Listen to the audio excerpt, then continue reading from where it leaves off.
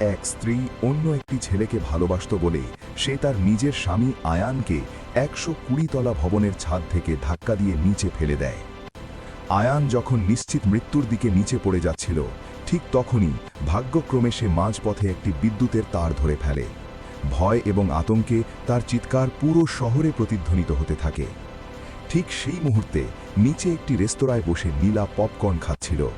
হঠাৎ তার মনে হয় কিছু একটা অস্বাভাবিক ঘটছে। সে দ্রুত রেস্তোরাঁর বাইরে বেরিয়ে আসে এবং উপরের দিকে তাকিয়ে আতঙ্কে শিউরে ওঠে। এক মুহূর্ত দেরি না করে নীলা তার রয়্যাল এনফিল্ড বাইকে চেপে দ্রুত নিজের বাড়ির দিকে রওনা দেয়। বাড়িতে পৌঁছতেই সে একটি হলুদ রঙের হেলিকপ্টারে উঠে আকাশপথে উড়ে যায় আয়ানের দিকে।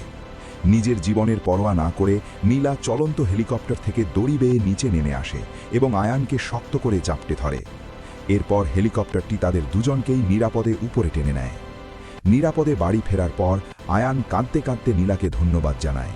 কিন্তু নীলার মন তবুও খারাপ, কারণ আপনি এখনও এই ভিডিওটিতে একটি লাইক দেননি।